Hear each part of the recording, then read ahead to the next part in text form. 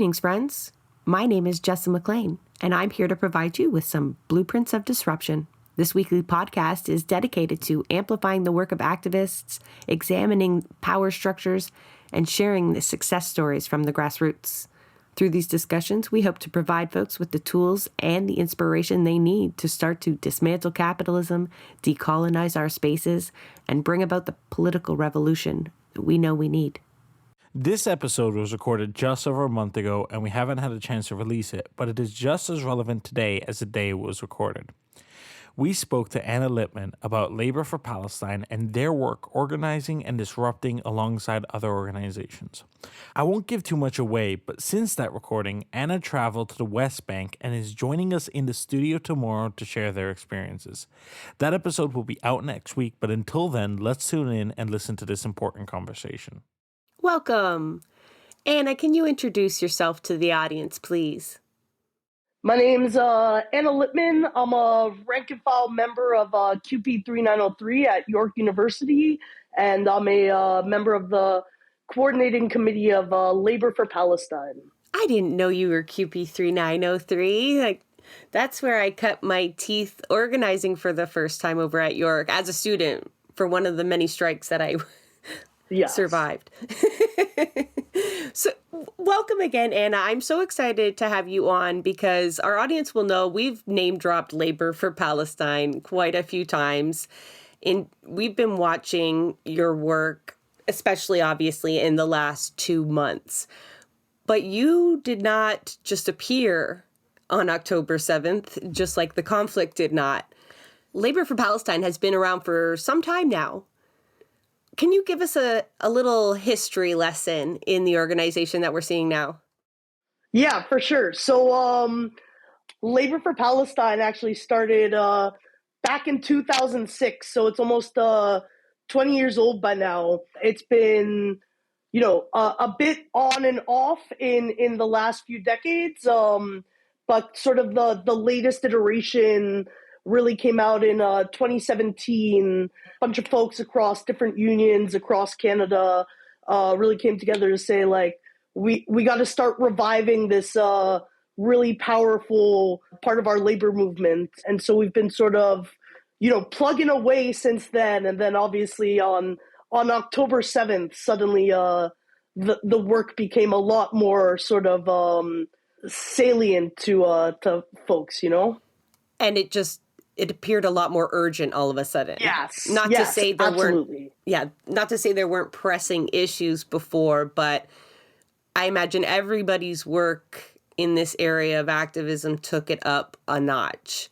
But I'm going to hold you to pre-October 7th still, because we've talked a lot about on the show ways to get social movements and labor to work side by side without too many power struggles. And we've not been all that successful historically. So obviously this kind of comes from the Labor for Palestine is kind of born from this need, right? To prioritize social movements because, Palestine isn't in the collective agreement.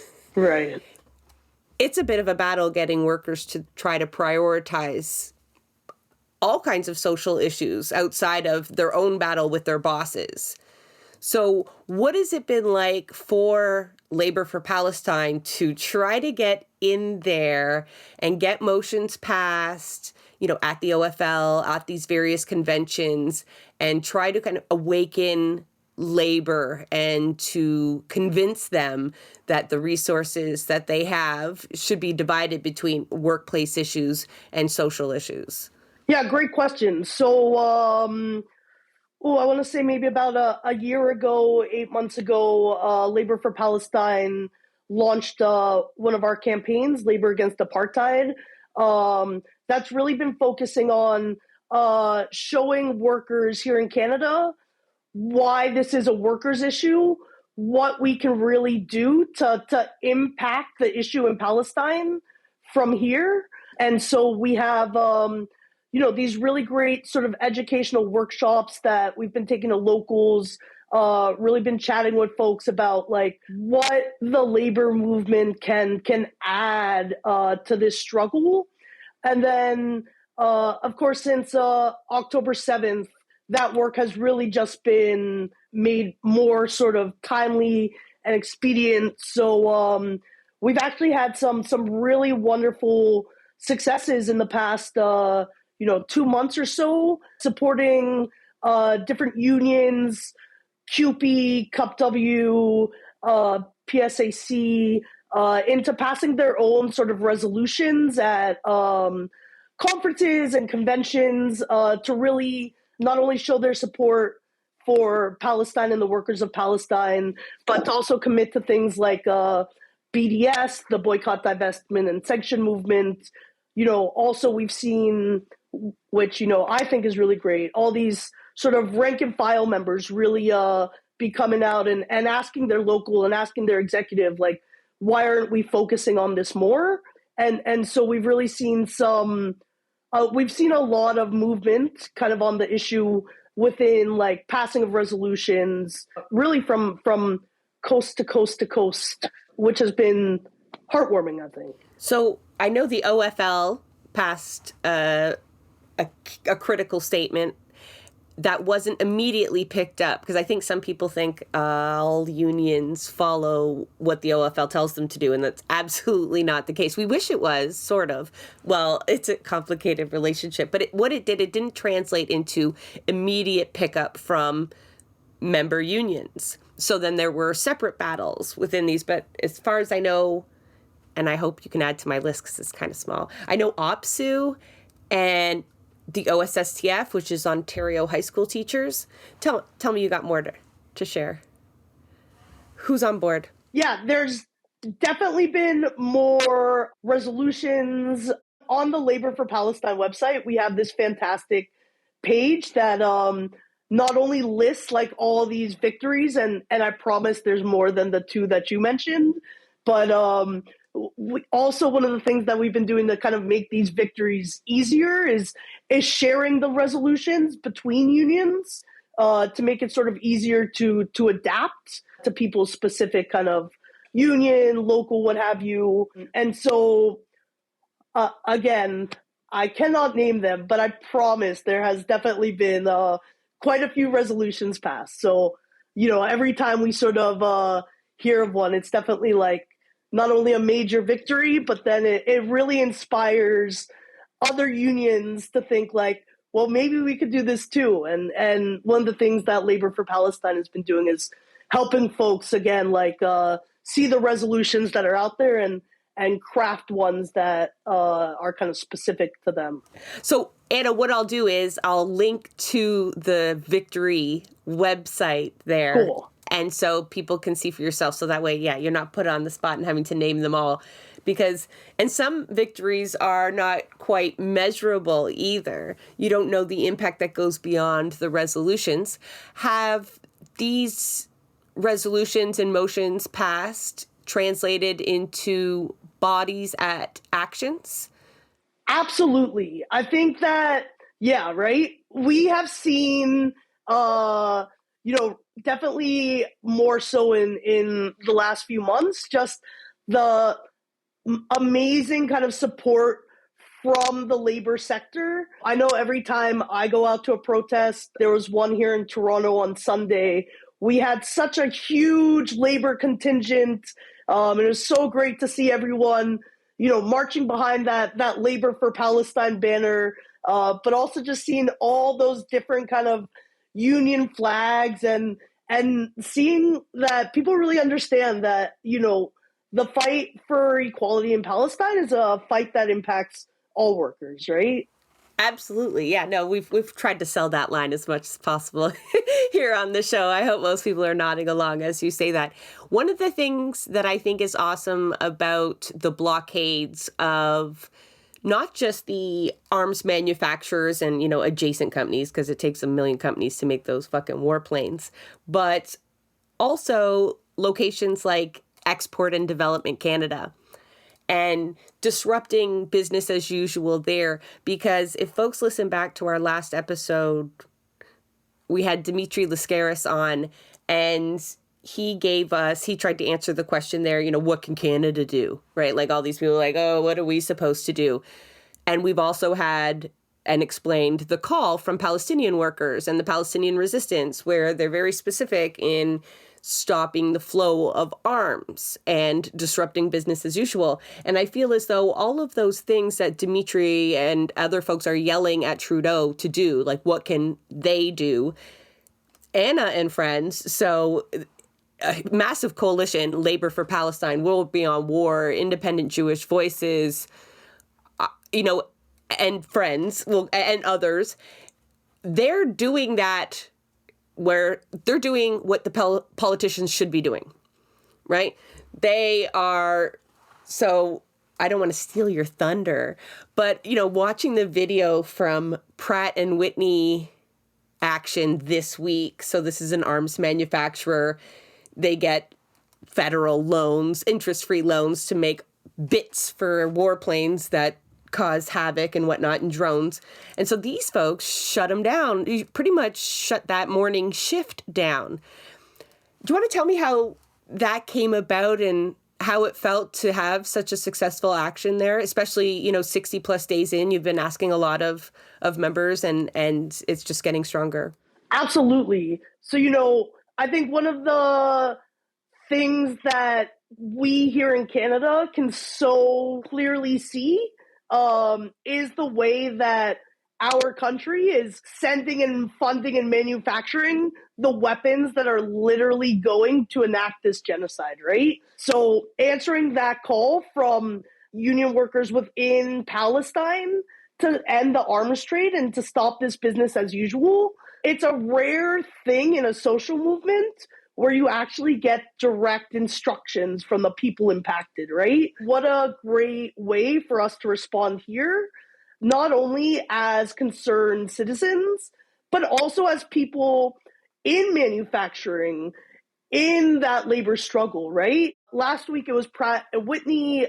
Before that, we did L3 Harris. Before that, it was Incas. And we've had hundreds of people come out and say, we don't want the labor in Canada going to murder Palestinians, right? And it's such a, self-evident sort of thing to not want. I think that it's really brought in this really amazing sort of broad-based coalition. Labor for Palestine, also had Labor Against the Arms Trade, and World Beyond War. So really the difficult part a lot of times is being able to sort of identify and do that research on who is doing this manufacturing, who is doing these sales, because, they try to keep that stuff quite under wraps so that we don't go and complain and picket, right? But, doing that research and finding these really obvious targets, it's such a tangible way to disrupt what's going on halfway across the world, right? And it also really helps build those connections for us here to understand, this is a global issue. What is happening in Canada is not separate or removed from what's happening in Israel-Palestine, right?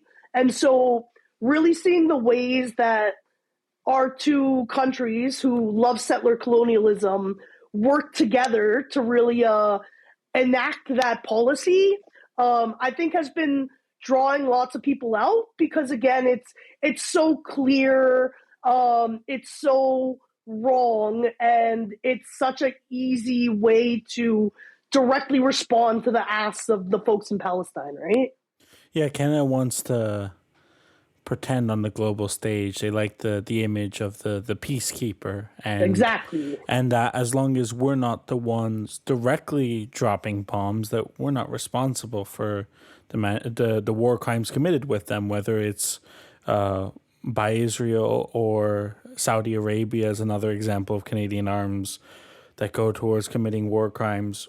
It's that colonial imagination that we talked to Tyler Shipley about in a recent episode, and the complacency that is asked of us to just go along with that. And so I really admire the active disruption of that and bringing that issue to the forefront, because it's something that, yeah, the powers that be would much rather keep under wraps. Yeah, absolutely. And, some of the most like frustrating things to me is that the Canadian government like actually awards like L3 Harris and Incas like all these contracts to do work domestically.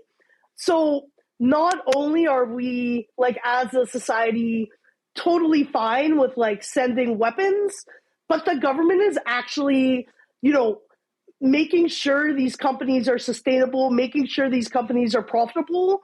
And it's that relationship between these companies and the government that, has really led us to say like there's something wrong in Canada that we need to disrupt and bring attention to, right?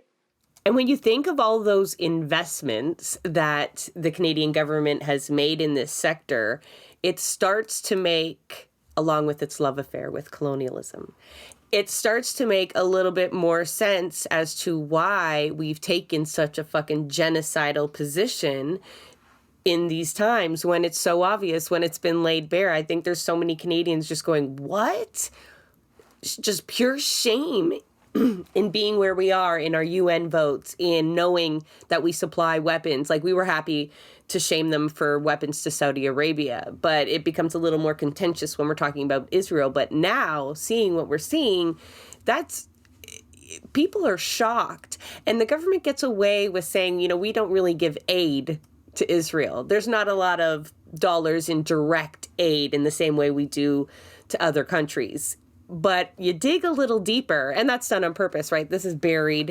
It requires work and effort to find out who's getting, interest-free loans or straight up funding to create maybe not these weapons, but the other parts of their business that allows them to spend time and maybe losses on innovating new ways to kill people.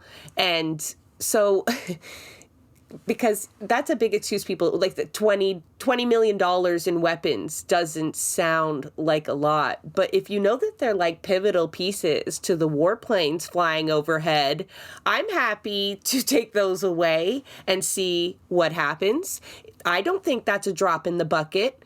I think that is quite disruptive, even one morning shift, because I want to kind of talk about the workers inside of these places that you're blockading, because I think it's easy for us to get really upset and go, how can you fucking work for somewhere like that? How can you go to work every day and knowingly make weapons? And I think in large part, and I've not spoken to any of them, but you folks did, so I'll get there. But I imagine they've told themselves, like a lot of people do, these are defensive weapons. Right? I'm helping nations, Canada, whatever, defend themselves against whatever. Almost so many people still defend the existence of armed forces. Just parked. We're happy if the planes are just parked. We imagine they'll never do anything bad, but we need them. We need them. We need them. We need new ones. But now we're seeing like what they're doing. So I think these workers have gone, perhaps they're having a little bit of moral struggle, a values struggle. And then you folks take the initiative to blockade their workplace. And judging from what I heard Aiden say on the picket line there was a video there of reporting back from his conversations with workers at the car windows. What, turn around, this is what we're doing this for, probably a pamphlet slip, right? And the reaction was actually quite positive. It was kind of like, oh, thank God I don't have to. Well, for me, it'd be like, oh, yeah, I don't have to go to work today. But I'd like to think it was like, yes, I don't have to go to work today. I didn't have to do this, but I'm turning around and I'm feeling a little bit empowered by turning around and not working this morning. And, I think maybe you converted a few folks in line there. I think, is that part of the battle as well on these lines? Like, these workers aren't your enemy. The bosses in the BMWs might. Exactly. I think anyone who is alive right now understands that, like, sometimes we got to work jobs that we don't really like because the rent is very, very high, right? And so I think having the opportunity to really like talk to workers and help them understand like what exactly is going on in this factory, in this manufacturing place, in this company that you're working for, even though you're probably just working to send your kids to soccer and hockey and pay the rent, right? Like helping folks understand sort of like the evil that they're participating in. I don't imagine anyone's going to quit their job and I don't know, go drive a bus or something. But to be able to really like understand and grapple with like what your company is doing, even sort of just planting that seed is so important, right? Because again, it's the workers that have the power, right? And what would be even more amazing than an outside picket is, what if all the employees inside the company actually decided, hey, we don't want to participate in building these murder weapons, right?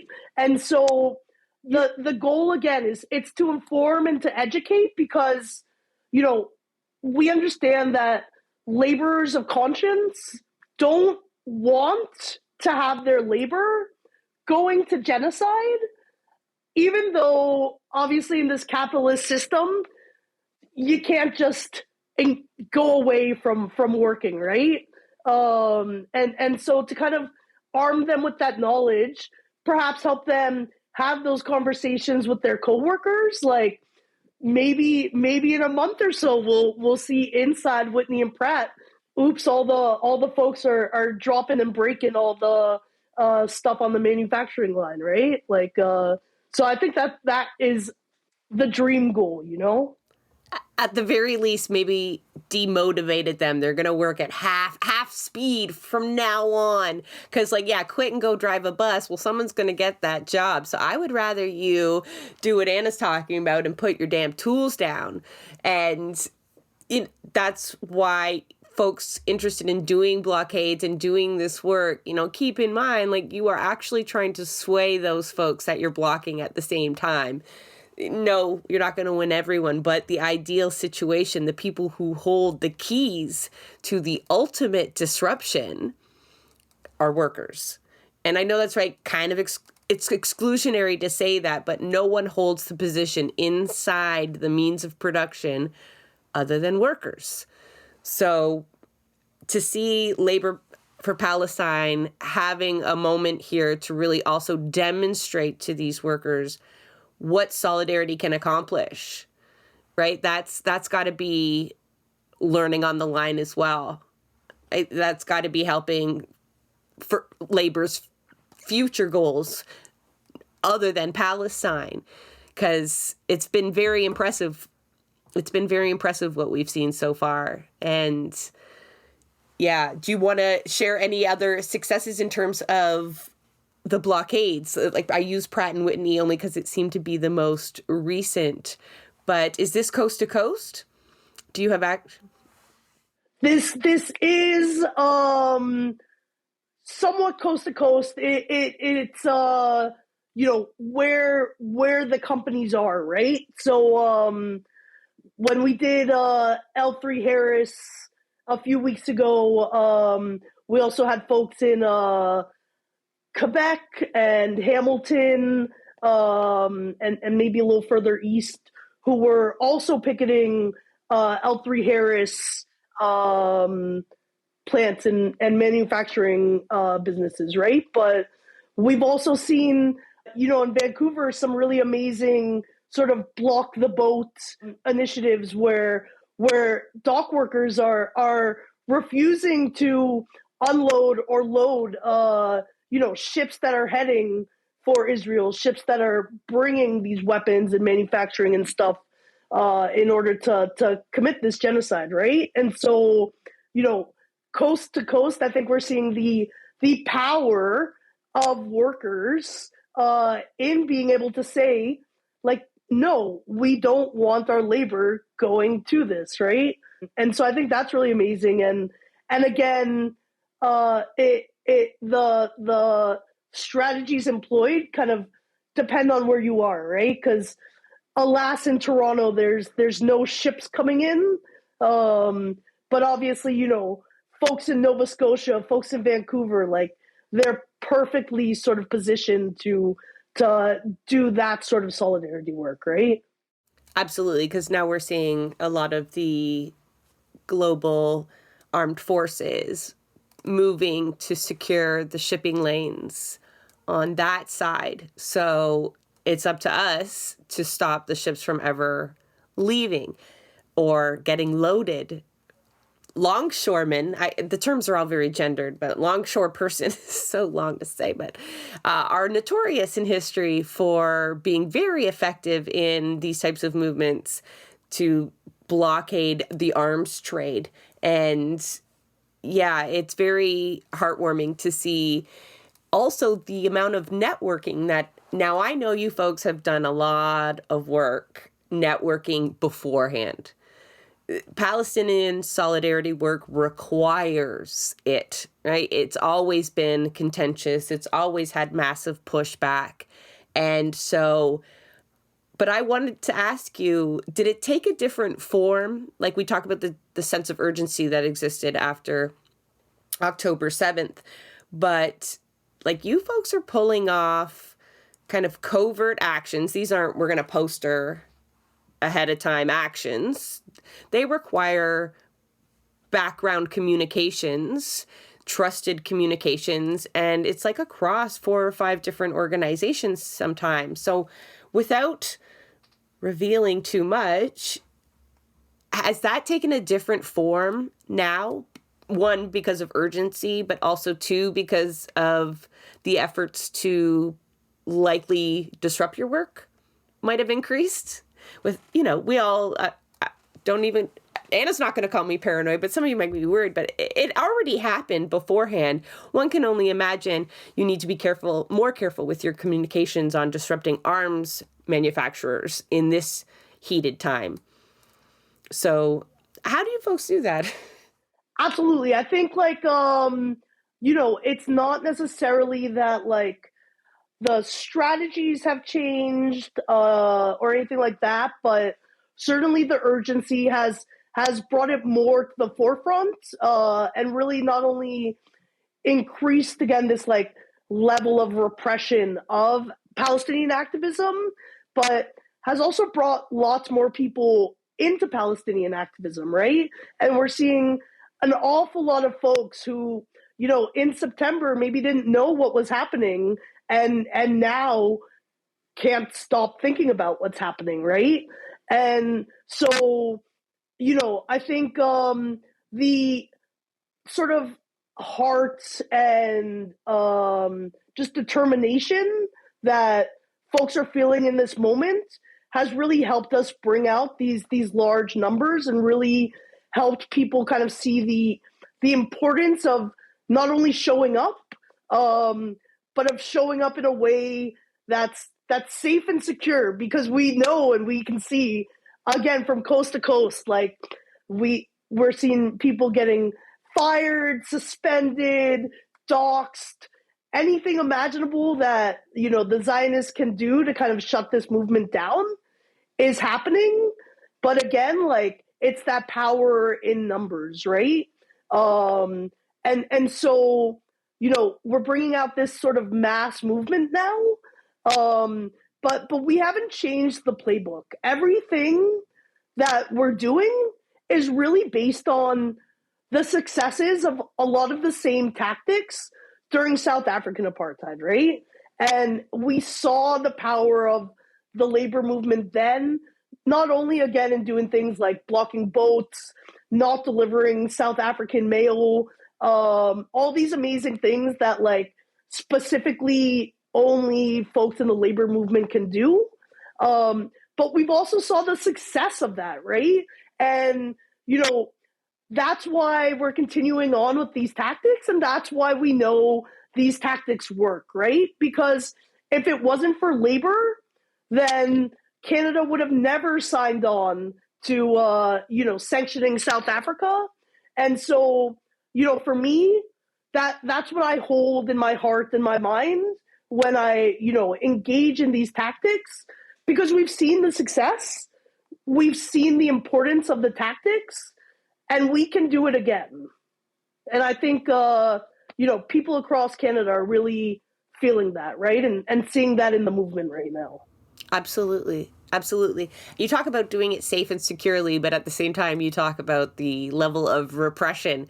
But as responsible organizers that you folks are, I see you've started a legal referral service. 50 odd lawyers on hand to assist folks that are feeling that pushback. Give us a taste of what you've heard or what you've seen that would prompt.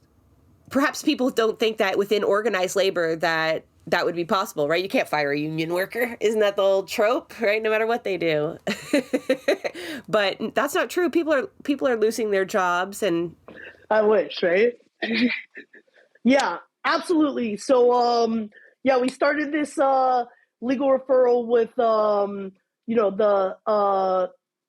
Palestine Legal Center and another group to really support folks. We've just seen so much repression within people's workplaces, and this has ranged from, sort of more mild or benign stuff like, you have to take down that Palestine poster. We can't be talking about, politics in the workplace, sort of stuff like that. So we have lots of fact sheets and folks that are able to really help each other out in determining how they can show solidarity for Palestine within a workplace that is not allowing folks to show solidarity for Palestine. And then we've also been hearing all sorts of people being, investigated, suspended, fired, oftentimes not for anything that they've done in their workplaces, but, for things that they've done on their personal social media, that they've done outside their work hours. And then we're hearing, for myself at York, I know there's quite a few, other TAs and such that have been suspended because they talked about Palestine in their course, and that scared some students, right? So these folks are being suspended for, threatening the safety of these students, right?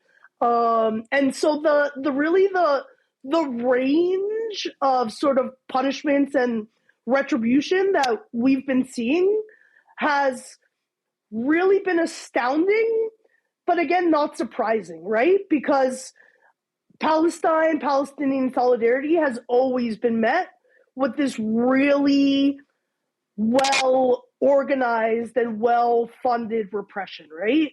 And so it's on us as folks who support Palestine to kind of organize and get a comprehensive sort of support system going to fight back against this, right? And so we've definitely had a few successes. We had a great chat the other day cross union about how you can wear a keffiyeh in your workplace and not get fired, and sort of looking in the collective agreements and seeing like what is the nitty-gritty that they're trying to pull on us, and what can we sort of say back and stuff like that.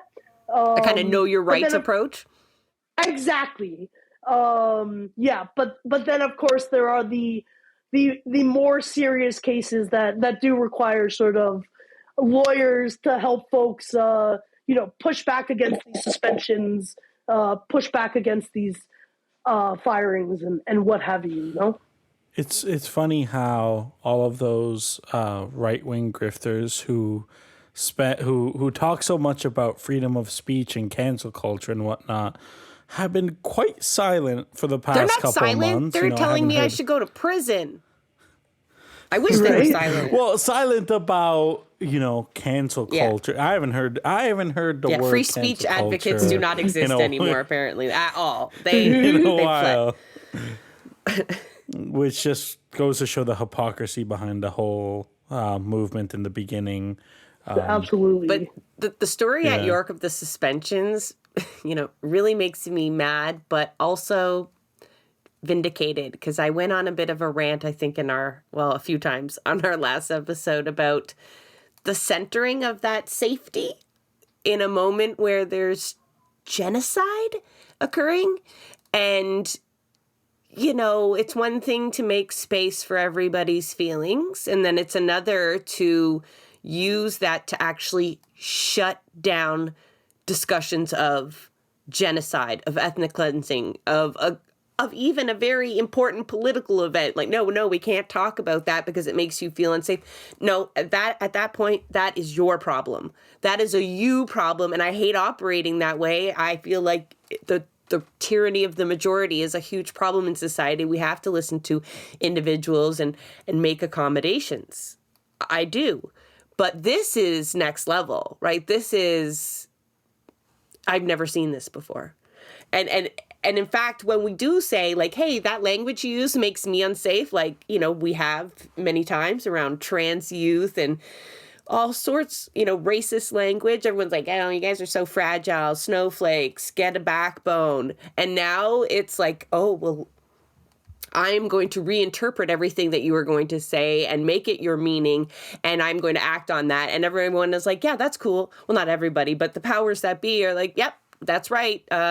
We are definitely into protecting students all of a sudden from feeling unsafe. Meanwhile, at York, there's cops around campus accosting people all the time. They don't care about student safety. I went there. They do not. So, at no point do you feel safe at York. And it has nothing to do with the activists on site. But yeah, it's tough kind of asking people to come out and do this work sometimes too, and also have that onus of keeping them safe when it's such an unpredictable atmosphere. You can tell them, here are your rights, but that doesn't mean their boss is literally just going to fire them anyway. No, I got a pamphlet that told me I could wear a keffiyeh to work. I know my rights, and it's just like you and a boss, no union and no hope of anyone having the time to pay attention to your case, maybe, and that might not end well. Or come blockade, we are following most of the rules. We're not blocking the sidewalk. We're letting some cars pass, whatever you decide to do, work within whatever peaceful framework. And that doesn't mean you're necessarily going to get a peaceful response from police. And I feel like the desperation is also growing, right? Where the reactions we're getting are just not even making sense. The Canadian government included, you're like, what? What is going on? So taking steps for the legal referral services is important, but do you folks take other steps as well when you do the physical actions where you can anticipate perhaps hostilities or legal ramifications? Yeah, for sure. I think I think really where our strength lies is that there's power in numbers, right? And so that one person with their boss in the office talking about a keffiyeh, probably not going to go that great. But you add 9 other employees in a keffiyeh, and it changes the dynamics a bit, right? And so the same, I would say with the blockades, like we are there to keep each other safe, right? And we go as a community, and so that means when people bring their kids, we tap them on the shoulder before something starts getting spicy and be like, hey, would you want to maybe move over a little further away from the cops right now? Or we of course You don't also blockade have with strollers. That's not exactly, might right? work. One day maybe.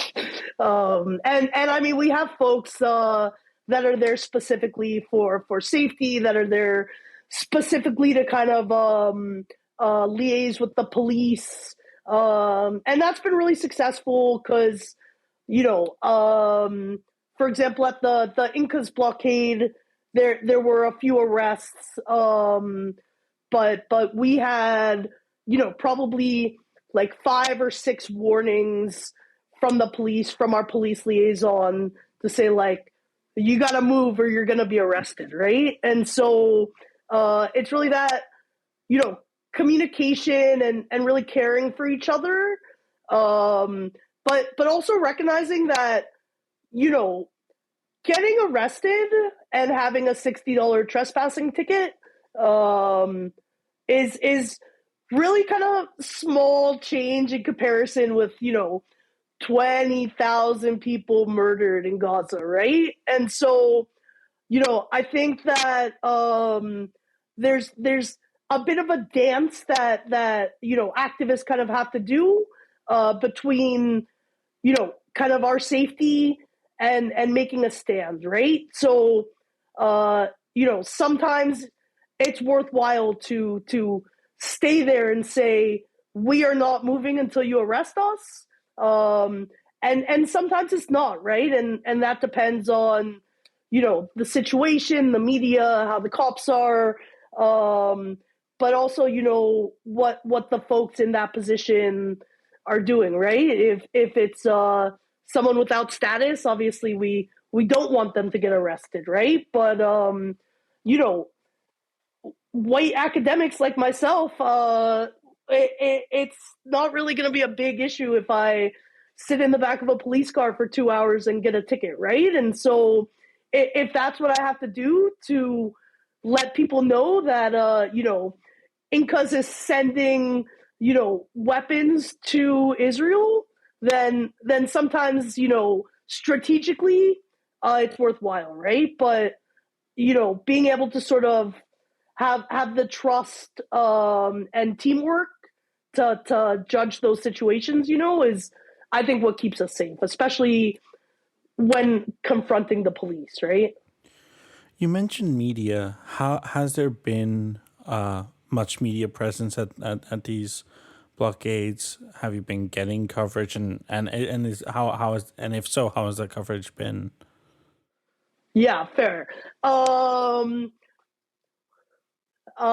We've definitely had media come out. Am I 100% happy with the stories that media writes? Not so much. But I think, when folks like CTV, CBC, Global cover these sort of blockades, what's so great about it is whoever's reading that article now sees, like, oh my God, Canada is manufacturing these weapons, right?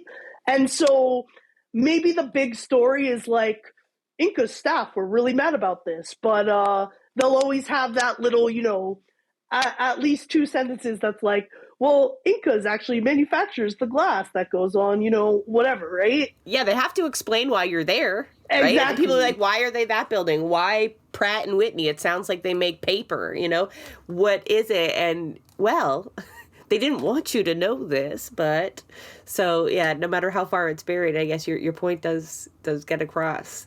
But sometimes eyes on makes that difference between whether you can push your boundaries a little bit in terms of the blockade. I have a feeling that that's where Santiago was thinking as well, because...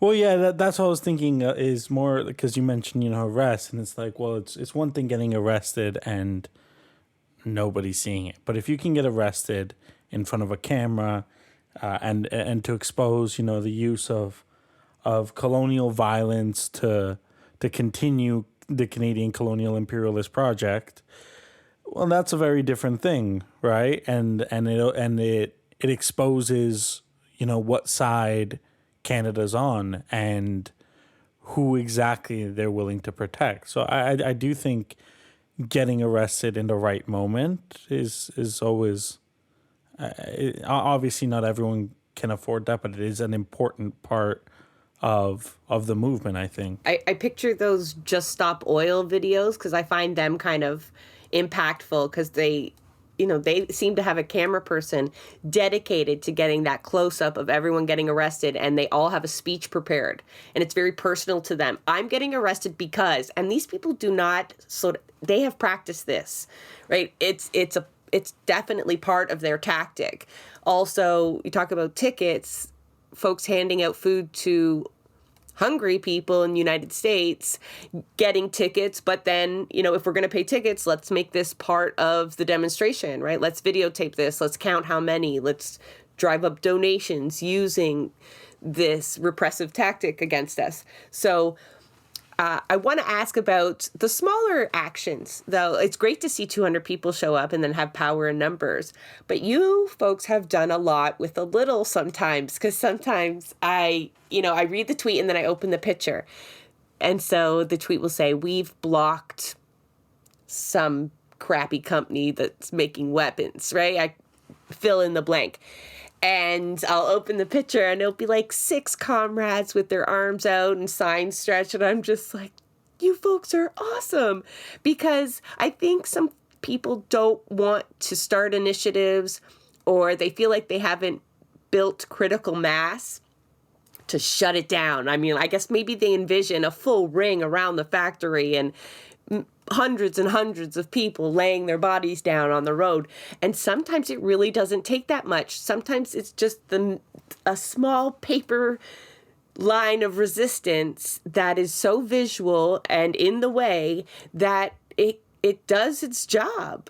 And although I would love 200 people out at every action with an extra lawyer and a police liaison. But also, if you have 8 people and an arms manufacturer in the industrial complex near you, you can disrupt the morning shift, right? So maybe you don't have an all day. You can't shut this down forevermore. You can't stop every weapon, but bit by bit, right? Drop by drop. And maybe you start at 8, then it's 10. And then it does get to 200, because then Anna hears about what you've been doing and she sends some folks your way and boosts the signal. And that's how it all works, right? So you folks don't start at 200. And so, I'm very proud when I see those, the big ones, and even more so the small ones, because I know that can be scary too. When you show up at an action, you feel kind of lame. There's no one else there. And then you see someone else with a sign, and then you see one other person. You're like, as long as I got one person, I'm not by myself. But, I don't suggest anybody tries to block an arms facility by yourself. But small acts of resistance too do build capacity over a while. So those ones got to make you proud as well, Anna. Absolutely. Every little bit counts, right? Where do you find the time? I imagine Labor for Palestine is full of, I've never been so happy to be unemployed, because I have all the time to do what I need to do here, but the repercussions are very few. No one's calling my boss. You folks have time constraints. Most of you are working jobs and then putting on all of these actions and then creating referral services and doing teach-ins. And because we've only really scratched the surface of the work that you're doing, right? I like to focus on the blockades because I want everyone in the streets. But there's so much other work that goes involved in lobbying and, like you said, resolution writing and stuff. So please, do you have staff? Is this all volunteer? And do you have superpowers? It is all volunteer. Our superpower is still being awake.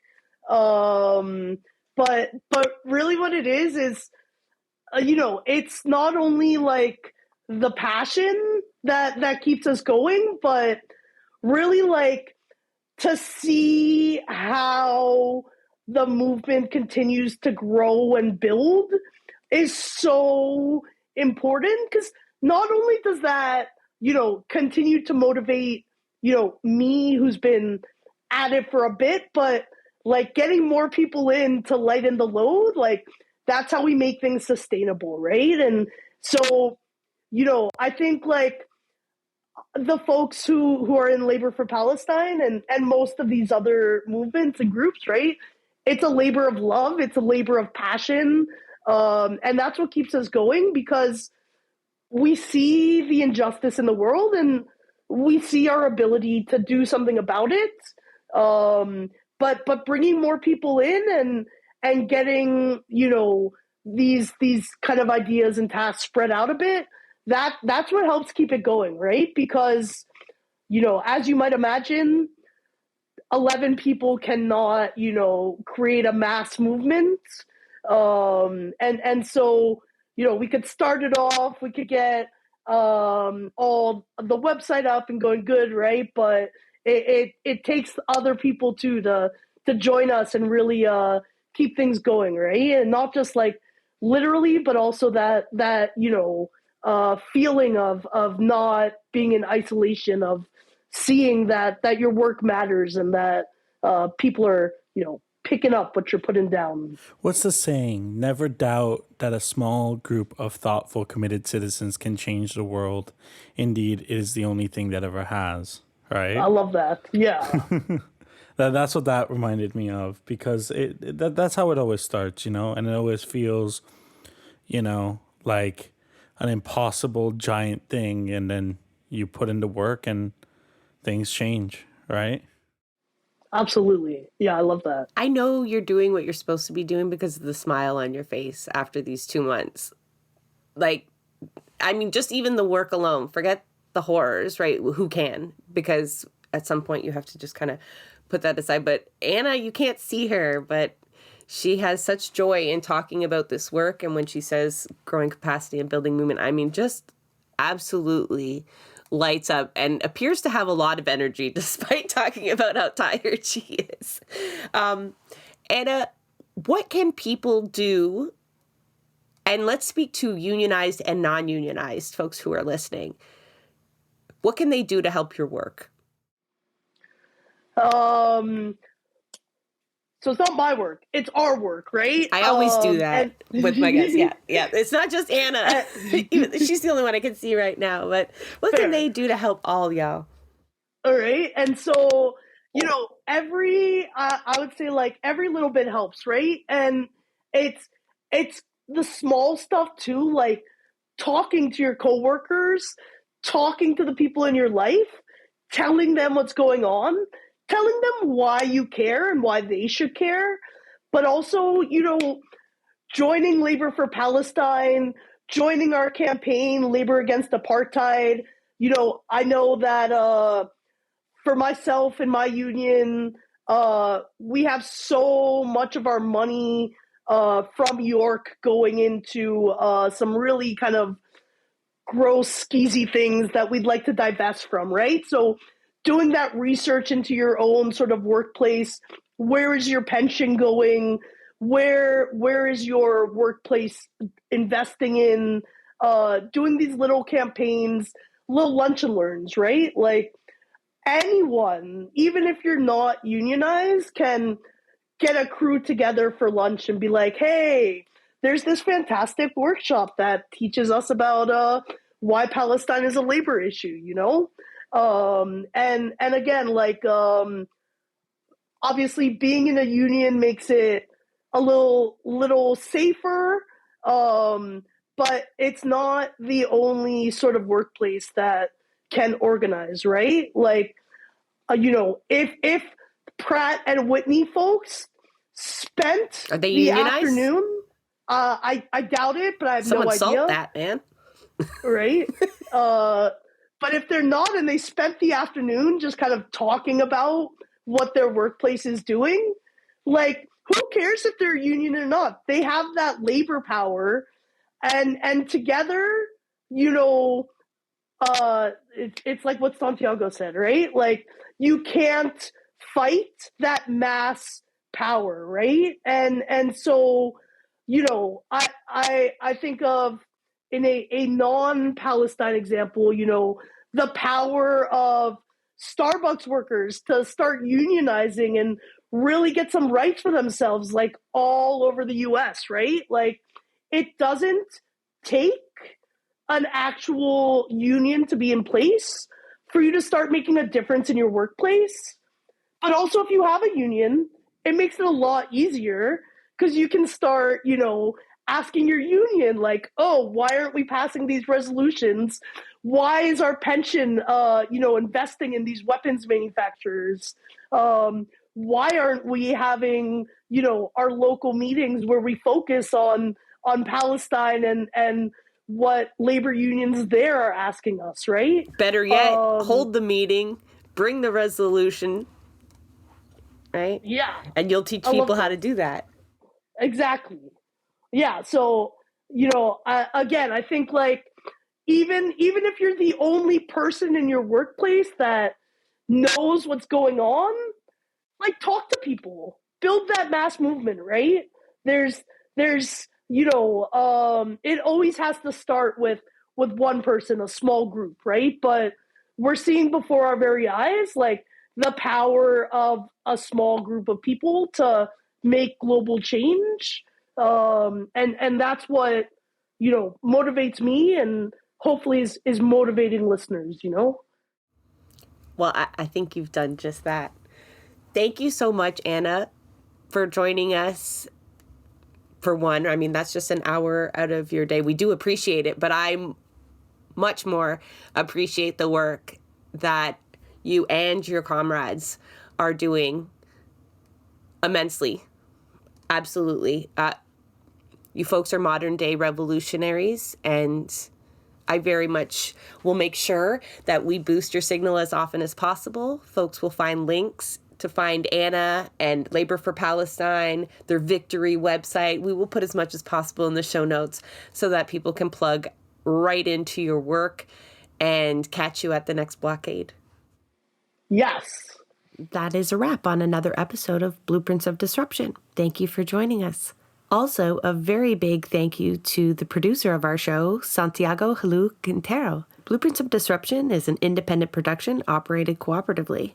You can follow us on Twitter at BP of Disruption. If you'd like to help us continue disrupting the status quo, please share our content, and if you have the means, consider becoming a patron. Not only does our support come from the progressive community, so does our content. So reach out to us and let us know what or who we should be amplifying. So until next time, keep disrupting.